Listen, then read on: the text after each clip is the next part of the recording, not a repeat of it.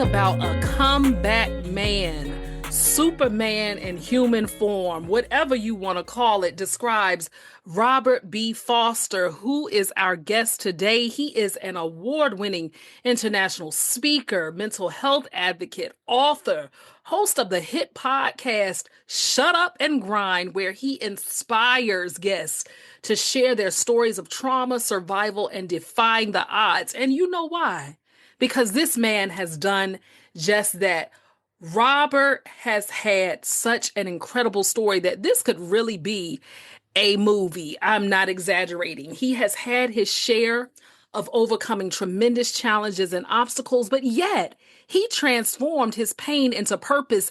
And what a story he's here to share with us today on the Power Transformation Podcast. And with that said, welcome to the Power Transformation Podcast. I am your host, Alethea Felton. I am so glad that you've joined me today. And if you are new to our show, welcome. It is such a joy having you. And I invite you to subscribe and follow this podcast wherever you get your podcasts. Go on ahead and do that. And we also have a YouTube channel now that the episodes are being gradually uploaded. So check out our YouTube channel, The Power Transformation Podcast. Let's keep this show as a top ranked show. So on any of your audio platforms, please subscribe, leave excuse me. Look, I done got all caught up, excited. Subscribe, leave a 5-star rating, and write a review. Also, send me your feedback. I'd love to hear from you. And we're going to go ahead and jump right into this show. Thank you to my loyal listeners. Continue to spread the message about this movement that we have here. Oh, you know what? Resilience. That describes Robert B. Foster. And I'm going to say less because he has a lot more to say. Let's go ahead and start with our affirmation. I'm going to say the affirmation once and then you repeat it and we'll jump right into this episode. I am stronger than any challenge life presents. Oh, Robert, it is such a joy to have you here on the Power Transformation Podcast. Welcome. Thank you. Glad to be here. Thanks for the opportunity. Of course. And I always enjoy interviewing other podcasters because, we meet so many people, but to be on that opposite end where we can speak about our own journeys is something totally different. And what a story you have, Robert. And so I want to jump right into this, but I like to start with just a fun, lighthearted icebreaker question. Okay, Robert, my question for you is, what is your favorite sports team or who is your favorite athlete? So either one. Michael Jeffrey Jordan. He is my favorite athlete. Growing up, I was a Lakers man. I should say I was a Magic Johnson guy. I had all the Lakers gear, all the sweats, the Magic shoes, all of that stuff. And then MJ came on the scene and this guy was just different. He spoke different.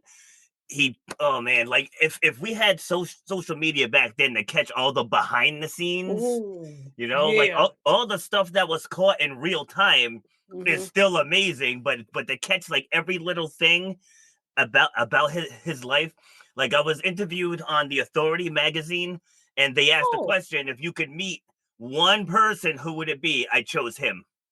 Wow. And that is something to really think about. If we had social media back then, it would have been a game changer for a lot of different things because, it seems like to me in that particular era, there were so many legends, so many greats, and it was such an exciting time in basketball, particularly in sports.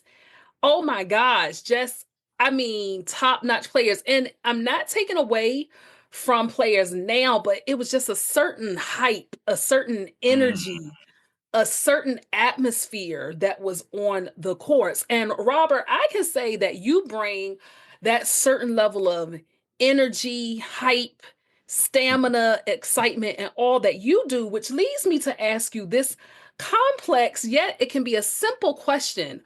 But if someone were to ask you, who is Robert B. Foster? What would you say? A competitor. Ooh. You strip away all of the hats. It's funny because I start my show with the same question. And I found in the beginning that a lot of people can't answer the question. No. So I actually had to start telling them before I hit record, this is what I'm Oh. going to ask you, and this is what I want. Right. So people Mhm. tend to attach their identity to their career. Yeah. Right. I And have noticed that too in the past. Yeah. yeah, Uh-huh. your Yeah. career is not who you are. Your career is what you do. Mhm. You are. I always say, go back to the very beginning. Go back to like your teenage years, somewhere around there. That's you. You know, because Mhm. at that point, you will have figured out your personality. You would have figured out somewhat what you're good at, things that you won't tolerate. It's like who was that person? Because when I think back, everything that I do now is through that lens of being a competitor. So whether Mm. working on a positive project, whether life threw me some lemons and I'm whipping up a batch of margaritas, I look I look through it through that lens of being a competitor. Yeah, yes. And I really like that because it goes to show you that with a competitive spirit, nothing is going to stop you from attaining and achieving what it is that you want to do. And it makes me go back to thinking about just with your life and your upbringing is that you shared with me that you were the youngest of 7 in a Yes. family of athletes, Robert. So, in what ways did that environment growing up shape not only your sense of self, but also your confidence, your struggles with possibly even self doubt, and ultimately your resilience? Mm. So there was definitely self doubt because I hit my growth spurt late. So Mm. watching my brothers over 6 feet tall, muscles everywhere, excelling at their sports. Even my sisters were beating me in sports. It's like I was Oh. literally in the athletic sense, I was the ugly duckling of the family. I'm like, why Mm. am I short? Why am I skinny? It's like why my brothers all beefy and muscular, and they're Mm. excelling and they're getting headlines, they're getting awards, ribbons, trophies, medals. And here I am just with nothing. And I was Mm. always, I hate to use the word reduced because, like, obviously I'm proud to be their sibling, but I was always reduced to being so and so's little brother. And that's Oh. initially what drove the competitive spirit. It's like, my name is Robert. Like, my name is not Ralph's little brother. My name is not Monique's little brother. It's like, my name is Robert. And Uh-huh. and one of the moments that changed everything. So I'm a freshman now, so you can get the picture of how little I was as a freshman in high school. 13 years old, I was 5'4", 88 pounds. Oh, wow. Yeah, I was told you Yeah. I hit my growth spurt late, so Oh, I my. could talk a big game in my Uh, mind, but just genetically at the time, I just could not keep up with them. So, but one of the pivotal moments was I walked in to see my track coach, mhm. and I was like, Mr. Bennett, I want to see the record book. And he gave me one of them up and down looks like, he's like, why do you want the record book? Mhm. And I said, because I'm going to break the high jump record. Like my sister was a high jumper and I loved watching her do it. And I was Mhm. like, I want to do that. And what, not even to compete with her, it just looked fun. So I was like, Mhm. so Yeah. I was like, I'm going to break the high jump record. And again, he looks me up and down and he says, you don't have what it takes to be a high jumper. Wow. Mhm. Talk about taking a young kid with big dreams Yeah. and just popping that bubble. So Yeah. in those moments though, and how this translates to everyday life is in that moment I had a choice. Like I could take his future for me, Mhm. or I could stick to my original plan and do like I can't help if I grow, but I can help if I get stronger.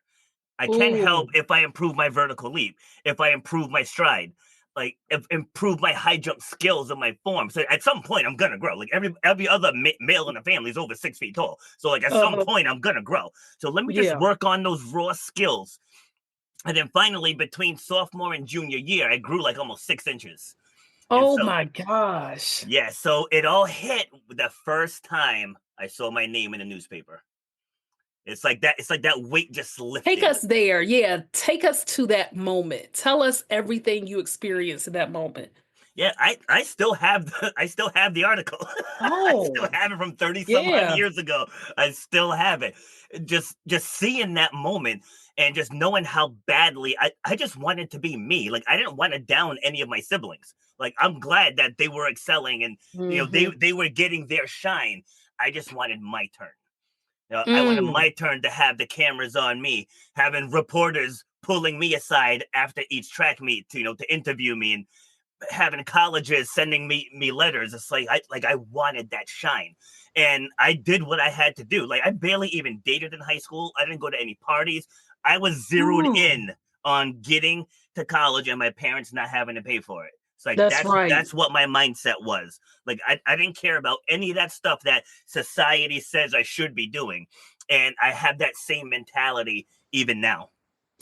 I have a question though. In thinking about how you had the confidence your freshman year to go up to the coach, where did that come from? Did it come from seeing your other siblings? I know that you wanted to create your own identity, but what gave you that, chutzpah to really say, I'm going to still tell this coach who I am and this is what I want to do? What triggered that? Were you always that outgoing kind of a kid regardless of your size? My siblings would argue no, because I guess when I was Okay. younger, I cried a lot. Uh-huh. Probably trying to get mom's attention. But I don't know if you can see this. This Yes, is I this can is see my it. late father. Oh, wow. He was the driving force behind the sports. I mean, my mom always gave her support as well, but Mhm. he was the driving force. He was the ones telling us to go outside and don't come back in till you make 100 free throws in basketball, Wow. things of that nature. Like we pretty much had a makeshift long jump pit in the front yard. Like he went out, got sand, and made a place for us to train. So Mhm. excellence was always the standard. Excellent, not good, not okay, not just be happy you're here. Yeah. Excellence. Like if you're gonna do it, be the best at it. And Mhm. so as I started getting baby shine, getting like sixth place ribbons and getting certificates, like so I was starting to get a little bit of shine. He Mhm. always raised the bar. He's like, you got to get into the top three. All right, Dad, I got third. How come you didn't win? All Mhm. right, Dad, I won. How come you didn't break the record? It's like, Dad, Wow. Dad, I It was broke the always record. some higher. Yeah. Yes, like It Dad, I broke the seems as if record. yeah, because it Dad, seems as if he always gave you something to attain. yes. Yes, Uh-huh. it was like never settle, but that's how he was. He was an engineer. So everything that he worked on, he found a way to get it done. If he wanted something, he wanted something. If I can share quickly, just to give you a little Yeah, glimpse sure. Go into ahead. his brain, and it'll help you understand my brain a little better. Of So my course, go ahead. so my parents bought a new kitchen table and a new refrigerator. Mhm. Right? So on paper, it looked like everything should look good. So the delivery people drop it off and we get them inside, and the table was a little wider than they thought. So where they put it, so like here's the room. There was a Mhm. window. I'm sorry, there was a door here to get outside, and there was a window over here. So Okay. now where the table was, the door couldn't open all the way, right? Okay. So normal people would have just gotten a smaller table, right? So so I go to the house to visit, and Dad's got the side of the house just ripped off, right? So I No I way. I pull in. I'm like, what are you doing? He wanted that table and he wanted that refrigerator, so he reversed the door in the window. Oh my goodness. Are you I serious? am dead serious. That I will never engineering forget that. brain, that detetermination. He said, "Look, this is what I want, period." Yep. Oh my Absolutely. So gosh. growing up watching that work ethic. Now he came home this one time with this car that was smashed in.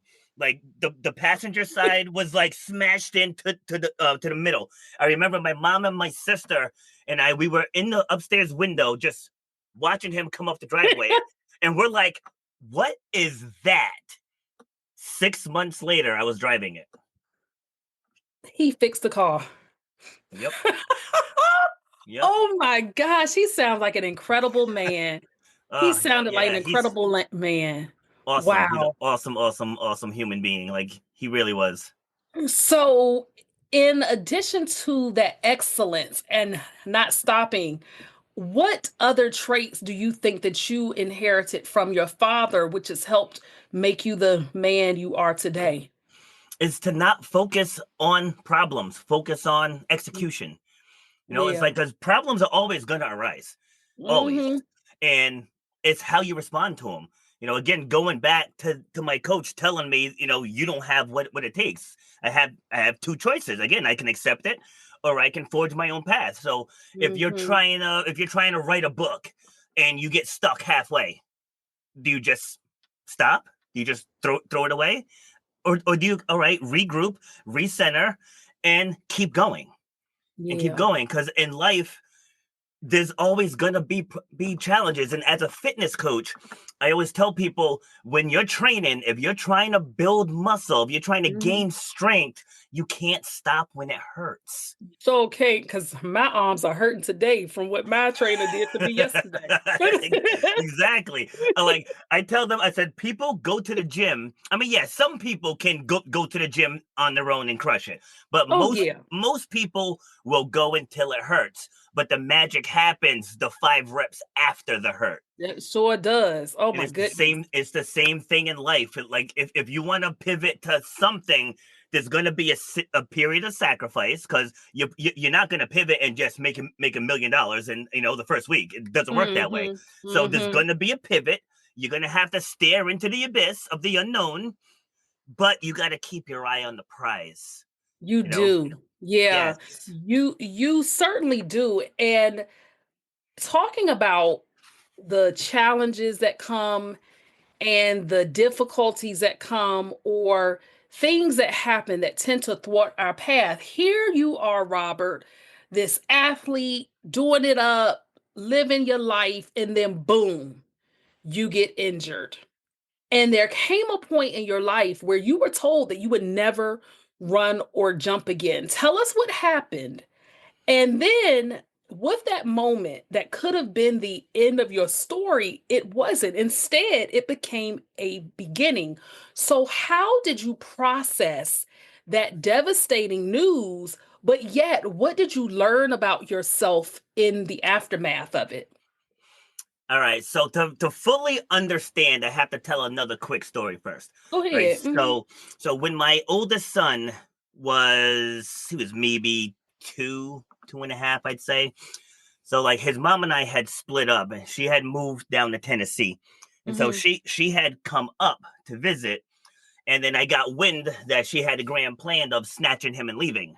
And real quick, you were still in New York at the time? I was in New Hampshire. New Hampshire. Okay. Yeah. Okay. All right. Go ahead. Yeah, so I got wind that she had this plan of just while I was at work, she was going to grab him and leave, and Wow. yeah, so I ended up putting a stop to that. I got there in time, and so now it's just myself and my son. And now she was pretty much a stay-at-home mom, so she knew all his routines and Mhm. medicines and all that stuff. And I worked like anywhere from 10 to 14 hours a day, so I really Mhm. wasn't in touch with his routine. And so, like, I used to run every day, even working that much. I ran every day. I went to the gym every day. Like I That's was in discipline. I was in pretty Yeah. solid shape. And Mhm. so now with my son, because you get that societal conditioning, like you have to put your son first. And it sounds good on the surface, but in putting my son first, I gained like 45 pounds. Right. And Mm. I had never been overweight any time in my life. That was the only time. And so I was like, all right, you know what? I have to integrate this kid into my life. I was like, Mhm. because this isn't Yeah. working. I'm losing who I am. Like, going back to your core identity. Like I was losing who I was at my core. Mhm. And going back to the lens of a competitor. So I was like, all right, we're gonna figure this out. So I Mhm. went to the store, I bought a jogging stroller. I found a gym that had babysitting, right? And Oh. I went through all of my cabinets. I got rid, I mean, hindsight 2020, I should have donated it all, but I threw it all away, right? Threw it all away, went shopping, got all healthy foods, and I got myself back into shape. So I was like, all right, well, now that I'm back in shape, I was like, I think I want to compete again. And so this is how I ended up doing track and field again. So this was 32 years old. So now this was before I got into fitness. So Okay. so being an athlete, you know, your coaches aren't always fitness coaches. So you just kind of Mm-hmm. know what you know. So I had a gym quality leg extension machine, and I was doing it every single day, thinking like I'm gonna get my legs as strong as possible, not Mm-hmm. realizing I was giving myself an imbalance because I wasn't working everything else equally. So the day of the meet is here now, and I had already won the long jump for my age bracket. I was in the 30 to 34 age bracket, but like I did tweak my right quad a little bit, but it wasn't enough. Okay. Yeah, so it wasn't enough to stop me from high jumping. So Mm-hmm. the high jump comes, and now this is where the story gets foolish because I already had my age bracket won, but Oh, then competitor Rob, there was still a 45-year-old competing. the spirit of your father came through. Yes, Yeah. yes. Yep, because even my now ex was saying, she's like, you know, you don't have to jump, and I'm like, oh no, I have to jump. It's like I have to jump. I Wow. said, there's still one competitor out here, even though we're not directly competing. So he goes to jump, he misses. I go to jump, I missed, but I felt something tug in my left knee, right? But Mm. again, it wasn't enough for me to stop, right? So I was like, that was weird, and so Mm. I went back to where my ex and my daughter were. And I was like, here, toss me the tape. So she gives me the tape. Did it hurt, Robert? It didn't hurt. It just felt Oh, it felt weird. Like I knew something didn't feel right. okay. Yeah, Okay. All but it right. wasn't painful.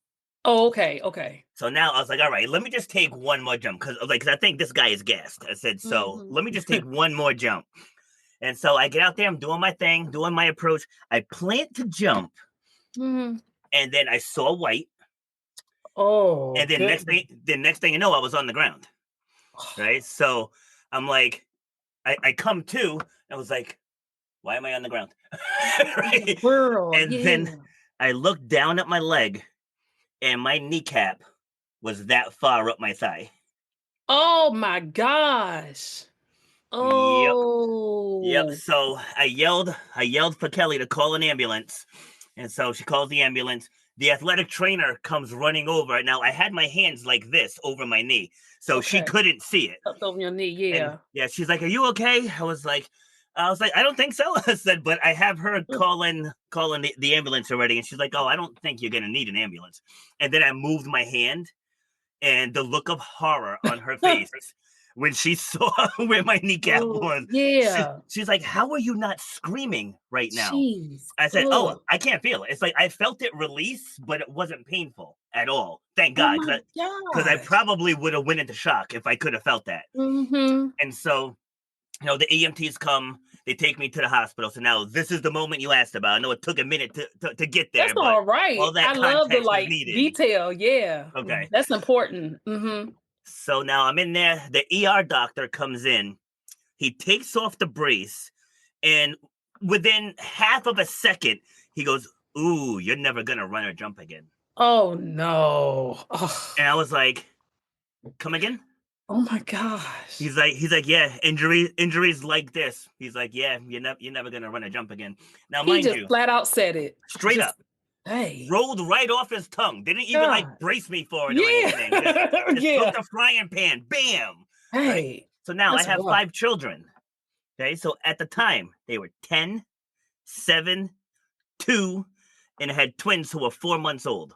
Oh my gosh. And being as active as I am, how do you think those words made me feel in that moment? Right? It was, Destroyed you practically. oh Yeah. yeah, I started tearing up. Yeah, I sure. looked up at Kelly. She's crying, and Oh. initially I went down that little rabbit hole, going back to the you have Mhm. two choices. So at first I mean, because the guy's a doctor, right? so Mhm. so at first I started thinking, really, I'm never going to be able to play basketball with the twins. I'm not going to be able to go Oh. for a run with CJ. We're not going to be able to go climbing the rocks. I'm like, Mm. this is ridiculous. And but then the competitor Rob came back. And I looked at the doctor. I was like, with all due respect, and I'll keep it clean. I was like, you don't Yeah. effing know me like that. I Yep. was like, how are you going to tell me how I'm going to heal when we haven't even done the surgery? Right? I was like, you haven't even opened me up yet. I was like, Mhm. yeah. I was like, so I reject that. That's not happening. He's like, it's like a 10% shot. I was like, well, write me Well, in then for you'll that be in that 10%. 10%. Yeah. Damn right. Yeah. I was like, you can't go putting that on people. Yup. Yeah. So, I had surgery the very next day. And apparently when he first stitched it back, I guess the kneecap was too high. So I guess he had to So, go ahead. real quick though, Robert, what exactly happened? Did it like come out of the joint? Like, how in the heck did it get there? Well, Like, I'm like, what? It's like, no, it stayed under the skin, thank God. But uh-huh. the patella tendon and pretty much everything else around it just ripped. Ripped. So going Oh, back to the leg extension thing, the way the yeah. doctor explained it to me, he's like, your quads were so strong that the supporting ligaments couldn't hang on. So when I planted to jump, that's why it Oh, just ripped.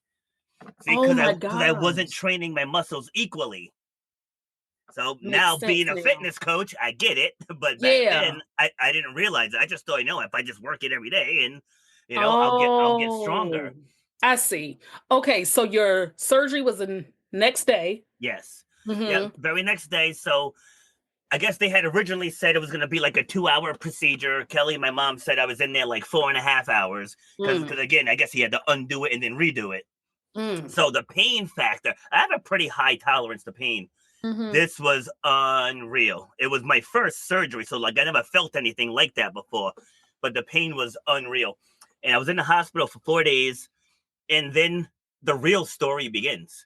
Because I Mm. always tell people when it comes to storytelling, is people get stuck on what happened, Yeah. right? Like what happened, that ain't the story. Nope. It's that first morning, actually that first night when I couldn't sleep because the pain was so unbearable, even on the pain meds. And then Mm. that little voice keeps creeping back in. What if the doctor's right? Mm-hmm. Like that doubt is still there. Like, what if the And doctor how is did you right? combat that? So how I combated it is I kept my eye on the prize. I'm like, I'm going to run again. I said, let's start there. We'll worry about Okay. jumping. We'll worry about jumping later. I said, so for right Yeah. now, I'm going to run again. But the first step is I have to walk again. So because I Mm. had a walker when I first went home, and then from the walker, progressed to crutches. But Mm-hmm. where everything switched, because I was doing everything that they told me, that the doctors and the physical therapists, Mm-hmm. I was doing everything to the T. And so when the time comes, he's like, the surgeon says, you can start putting pressure on it now. I was like, oh, okay. So I started putting pressure on it. I was like, this feels pretty good. So I was like, let me try it with one crutch. Started going with the one crutch. Let me just try without the crutches. And then I walked just fine. What? I was like, I could have did this probably 2-3 weeks ago. Oh my I was like, goodness. what? I was like, I let him hold me back. And I always put out the Wow. disclaimer. I'm not Yeah. telling people not to listen to your doctor. It's not Of what I'm saying. course. I'm just Mm-hmm. sharing what I did.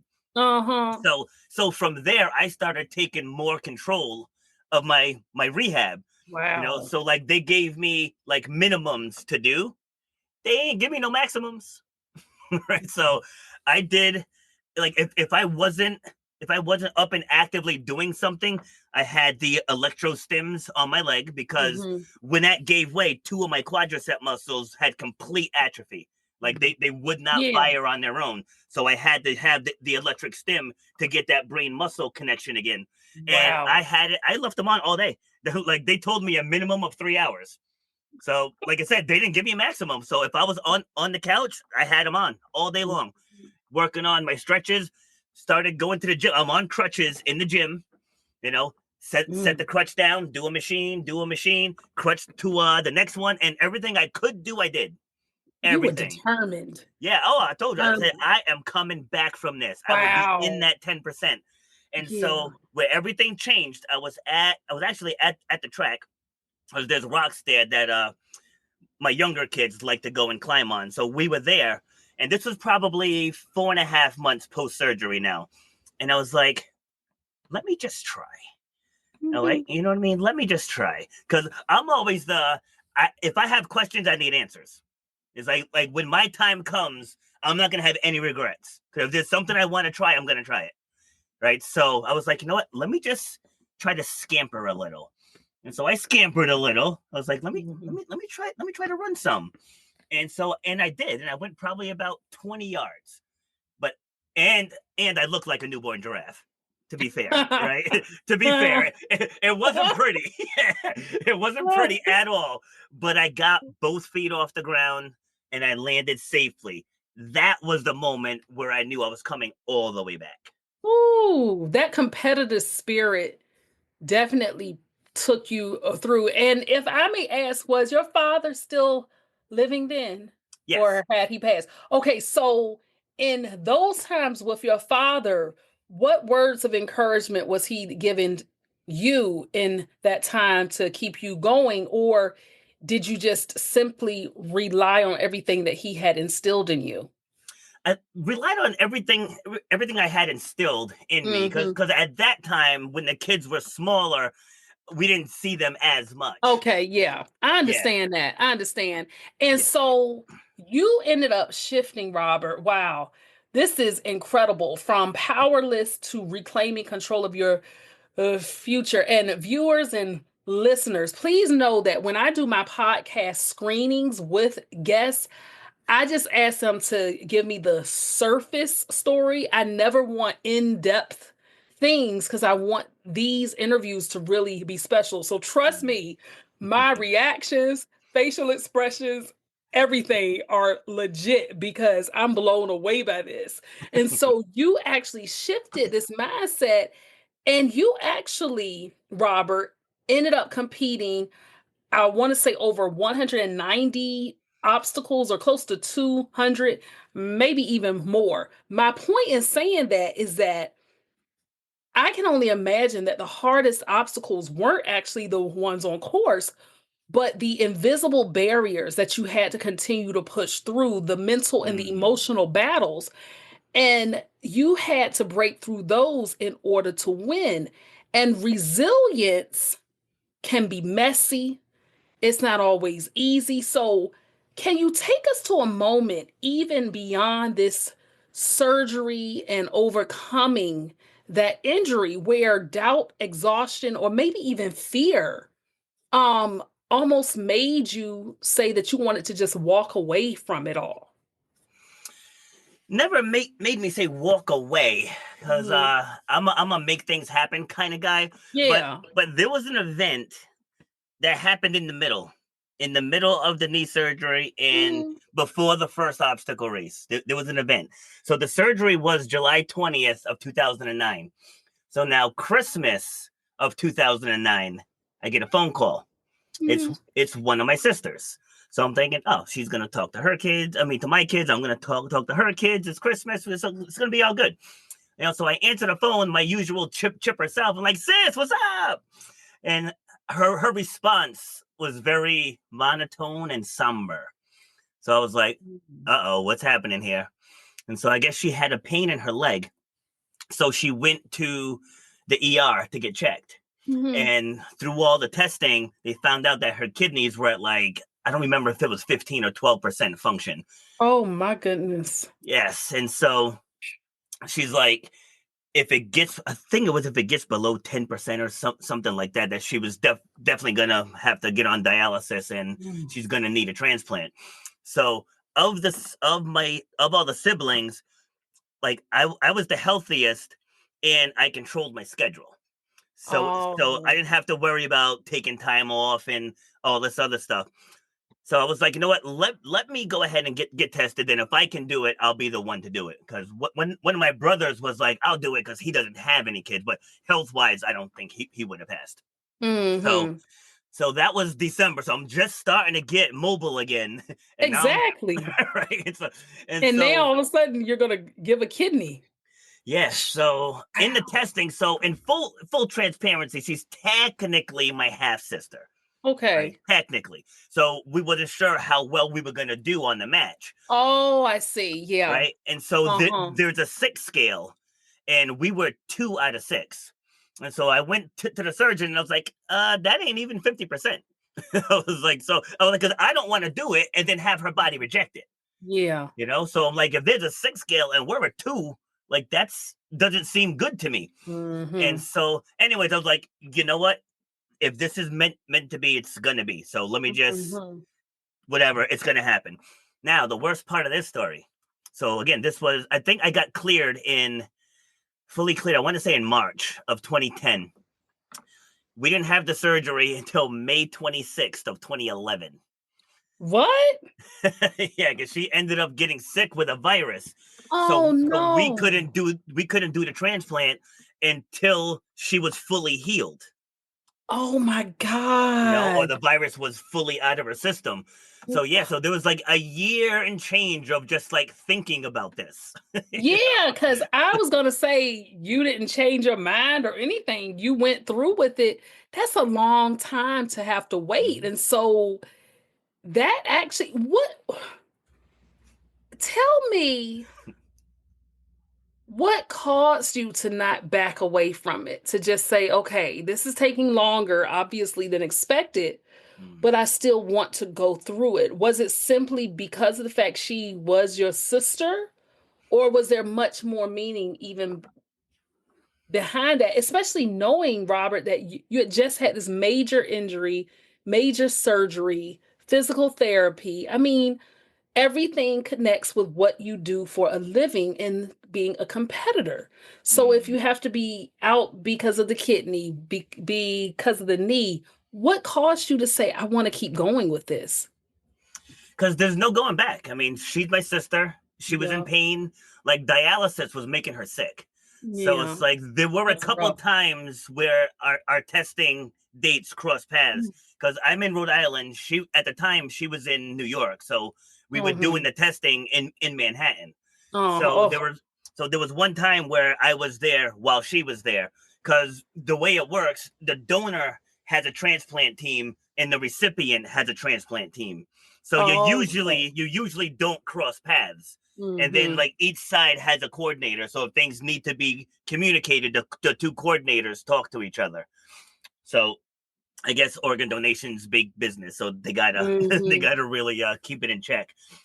But Just a random question. Had she tried to seek kidneys from elsewhere and the people weren't matches to her? no, nope, Okay. nope. I was the first one that threw my hat in the ring, and Wow. the surgeon seemed confident that two was enough on the six scale. So I was Yeah. you know what, game on. But to answer your question, it's like how did I not walk away? It's like Yeah. just seeing her sick, and Mm, so for her, I was a beacon of hope. So it's mm, like you're not gonna have to go through this much longer. But then every time she got tested, the virus was still present. She waited a few more mhm. months, the virus was still present. So for My me, goodness.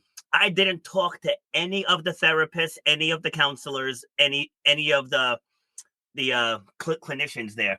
So like they would come in like, "You have any question?" Nope. They're like, "Do Mm, you want to know?" Nope. I'm like, "Don't even finish the mm. sentence." I'm like, "Because you're gonna say something that's gonna make me doubt." I Yeah. was like, "So no, Yeah. I'm locked in. I'm dialed in. This is happening." So as we get closer to the donation date, I found here in Rhode Island there was an obstacle race in September, and so before I even had the surgery, I was like, "I'm doing that race." And my surgeon was like, "What are you like? What if you're like?" He's like, "There's a good chance you're not gonna be right." He's like, "We're cutting your abdomen open." I was like, "Yeah, I'll be fine." They've never had a patient like you, I tell you. They never had nobody. They like, what's he talking about? What? See, and you mentioned about keeping going too, right? So to put it into perspective, 1 week after the knee surgery, because I had just transitioned from the restaurant industry into fitness, I Mhm. just got a handful of clients. I was like, I can't go taking like a month or two off. Like I Mhm. can't do that. So I wasn't supposed to, but I drove. Right. So I found a way for me to fit in and keep my legs straight Uh-huh. because I didn't need my left leg to drive. So like if I can just get it straight, I can drive to That the doesn't playground. surprise me, being the son of a man who tore off the side of his house. That does not surprise me at but all. but at only 1 week post that surgery, I was back to teaching my classes. I Because believe it. I was teaching Oh in a gosh. playground. So like a couple of my clients would get there before me. I would pull Mhm. in my minivan. They would take my wheelchair out of the back. They'd help me get into the wheelchair. wheel me to whatever spot in the park we were gonna train. I'd be there with my clipboard barking orders, and then they Yeah. would help load me back in, and I would drive back home. And then But after, that goes to show how much your clients even love you, because I've worked with, I had one trainer consistently for 7 years. Then nice. when I relocated, I had to get someone new, and she's really good. But I can tell you, as a client, finding a trainer you really love and like, we will go the extra mile for you. So kudos Absolutely. to you. Yeah. Thank you. Yeah. Yeah, and that note, I've trained out of 8 different locations, and I have people that have been with me in all 8. Like they follow me to all 8 locations. That's loyalty. Yeah. Wow, that speaks volumes with you. Wow, Robert. That is absolutely just, I don't have words for that, but I am just so glad at how you have continued to just show up. And oh my goodness, I could talk to you forever. Since we're coming closely to a close, I want to also say this. It doesn't just stop with you being a competitor, being a fitness trainer, but also, Robert, you had a nerve to start a podcast. You had a nerve to say, I want to learn more. And so you started, I love your podcast name, Shut Up and grind in all caps. I love that. Shut Up and Grind. Tell us about your podcast, how you decided to go ahead and create that. You've had well over 300 and something, probably even more conversations with people who have really defied the odds. And so tell us how that came to be. And then what are some of the commonalities that you've discovered between those who stay stuck in their struggles versus those who rise beyond them? And I do say commonalities because even the people who are stuck, they still have something that they could push within themselves. So Mm. so talk about that. Yeah, so first let me close the knee story. Right? Oh, okay, okay. So again, that happened in 2009. It happened at a track meet. Right? So yes, I did get into the obstacle racing scene, and like I had a special custom made brace. Like people with Oh, ACL tears get them, cuz so just in case heaven forbid I slipped, my knee won't bend. mm, Cuz that was like the biggest worry, is you don't want that. mhm, But it took me 7 years. But I was like, the story's not complete until I get mm, back on the track. mm. It's like I have to, because because one of my sayings is it's not about the setbacks, it's about the comeback.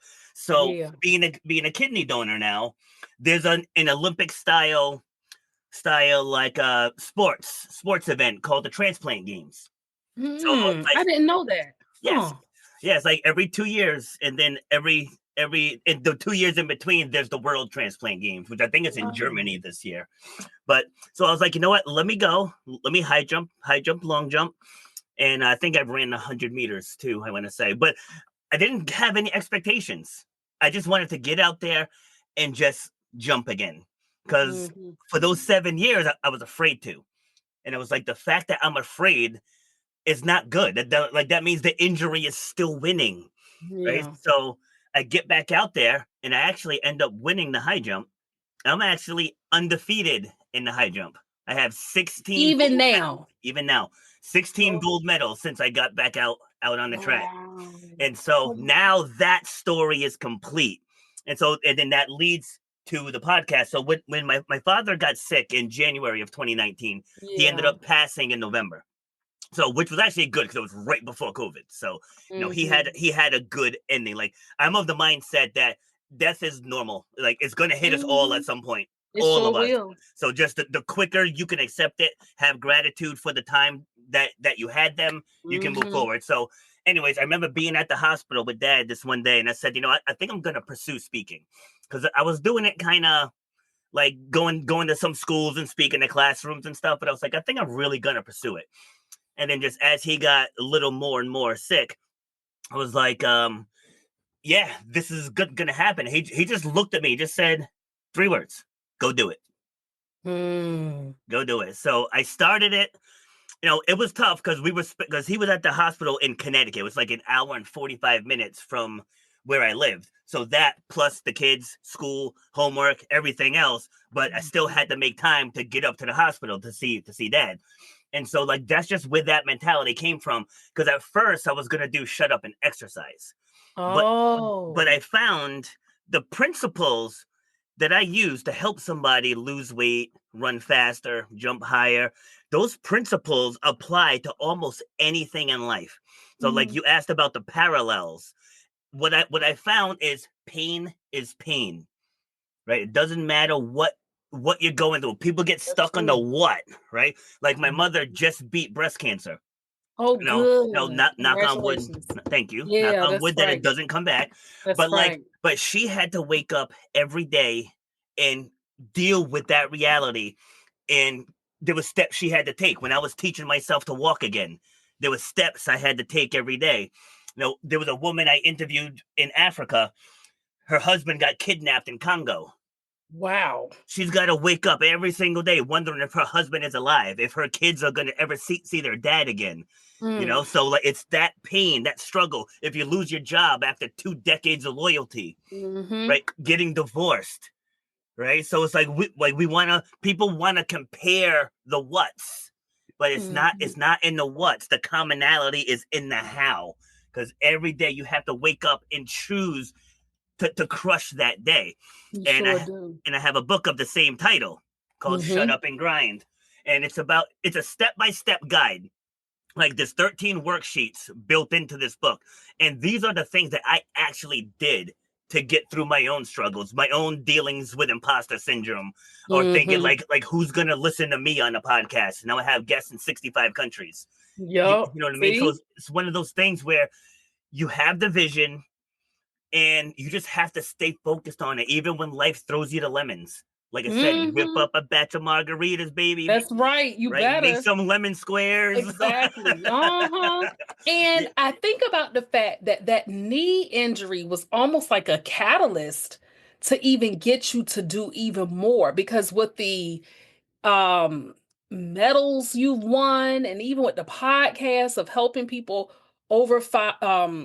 uh defy odds and overcoming things, I think about the fact that maybe without that knee injury it may not have led to this. Now, I know that your life still would have been marvelous, but I'm just saying the road it's on now, it's almost as if that was needed to get you to this place in space. that's actually, I think that's chapter 3 in the book, where it says Mhm. how a tragic injury was the best thing that's happened to me. That's Because incredible. getting through that is like, because I use it now. I use it at the gym. I use it. I coach high school track and field. Like I use it Mhm. with them too. About people stop putting limitations on yourself, and even more importantly, stop letting other people put limitations on you. Because Mhm. I'm like this is what I was told by somebody with a PhD, and I was able to Yeah. defy those odds. So don't let somebody tell you, "Oh, you can't start a business. You're not this or you're not that." Mhm. And people want to adopt that. But when you have your core values defined, it's like right now I call myself emotionally bulletproof. Yes, I love that. I love it. And how can people I still have a closing question, but how can people order your book and also follow your podcast? Yeah, so the podcast is available on all platforms. Mhm. And the book, it's easy. It's shutupandgrindbook.com. Oh, okay. There you Yeah. go. Or you can search or you can search for it on Amazon, either way. Exactly. And in terms of just to kind of touch briefly on this, you mentioned it, but your father passed away in 2019. And how did his loss, although we know death is something we all experience, how did his passing really solidify and even shape even more your understanding of strength and rising above all circumstances? It's about gratitude. Mm, It's about gratitude. So I've interviewed several men on my podcast that mm, never knew their dad. mm, Because one of them, his dad got killed in Vietnam while his mom was pregnant with him. people whose dads abandoned them, so on and so forth. And I had him for 45 years. For 45 years. Like I said, to me, death is normal. It's going to hit us all. So as he was getting sick, like I said, he died in November of that year. It was in June when I looked at him and I started accepting that he might not come back from this. It's like I still, kept the faith. But I remember we were in the cafeteria in the hospital and everyone was saying, like, when he wakes up. I said, guys, we got to talk about the other option here. Yeah. I was like, what if he doesn't wake up? And my niece was like, nah. He's like, we got to keep it positive. I'm like, we got to keep it realistic. Like he's almost 80. He's got stage 4 heart failure. Like it's a high probability he's not coming back from this because at this point he was he had open heart surgery, and then he was fine a little after. We don't know what happened, but something must have popped in there. They think maybe he was straining because surgery constipates you, the meds. So we don't know for certain, but something popped. They opened him up, but they left him open. So I was like, I think this is it. Like right then, I just knew it. So I went quickly into a place of acceptance, and watching him die was the worst thing ever. But there were 3 generations of us around him. They unsedated him enough to where we could all hug him and say our goodbyes. My mom started singing. I guess they had a song when they were younger. So she pulls it up on the phone. She's singing. We're all bawling like babies now. But like I said, he had a great ending. So like that felt great, especially when the debacle of 2020 happened, and you got people hugging through these. You know what I'm talking about, right? Yeah, I sure do. Yeah, the plastic with the arms, right? Oh yeah, yeah. So I'm like, at least he had. Yeah, at least he had a good ending. He had his family all around him. Like it was a good ending. Like I said, it was sad, but the very next day I had a podcast scheduled, and you spoke about showing up. So I could have canceled this episode and nobody would have batted an eyelash, right? I just lost a parent. I was like, no, you got to step up during the worst times. You sure do. You got to step up. And so I did the show. I did the first 10 minutes just as a memorial of my father. I was bawling like a baby. But it's like, I no longer hide my emotions. It's like, I'm doing it. I'm going to do it on a public forum. I'm going to do it in front of my audience, in front of my family, and I'm going to say what I have to say. But then it was easier for me to move on from it. So like the more and more I share about it, like what I just shared, if this was five years ago, I'd have cried this entire time. Yeah. But I've gotten to that place of acceptance and gratitude, and that's what gets me through it. But it's so mature in terms of what you even told your niece, because I know that sometimes, and I'm generalizing, but I know, especially in people of color, Black, Hispanic families, it's like we want to trust God, we want to think positive, believe the best, but death is a part of life, and we have to plan for death.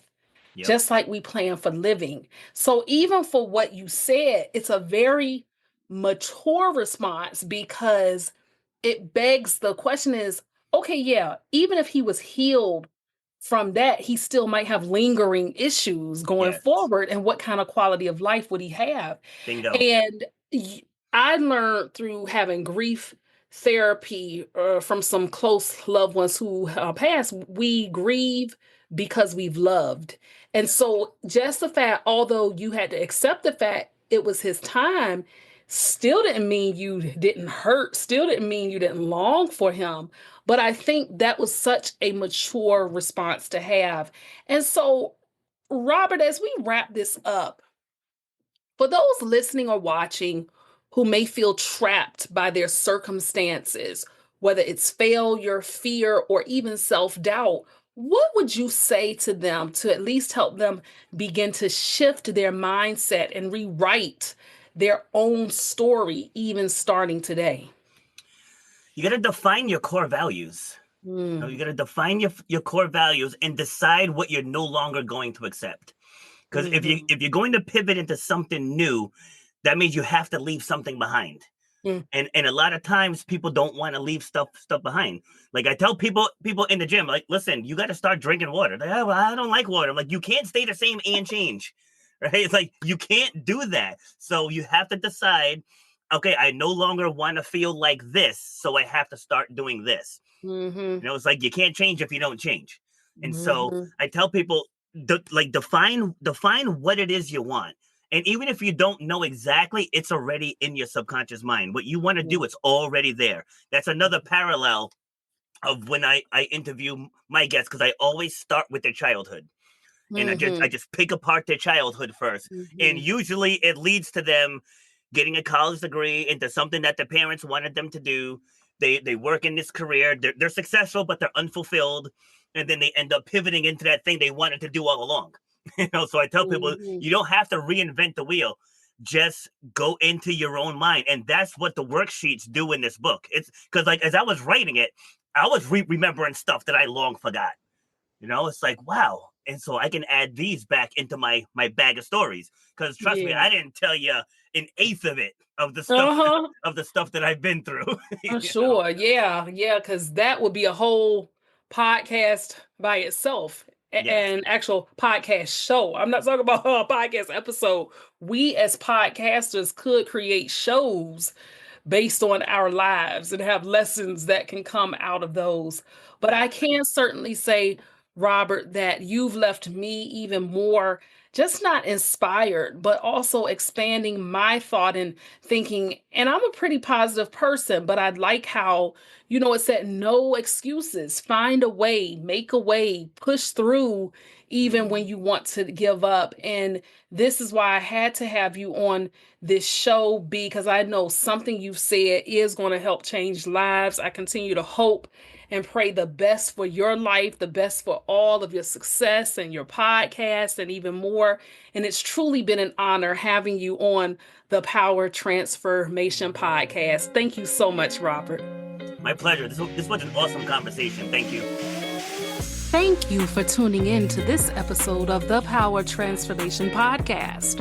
If you enjoyed this episode, be sure to follow or subscribe, leave a 5-star rating, and write a review. It helps us inspire even more listeners. And don't keep it to yourself. Share it with someone who could use a little power in their transformation. Until next time, keep bouncing back, keep rising, and be good to yourself and to others.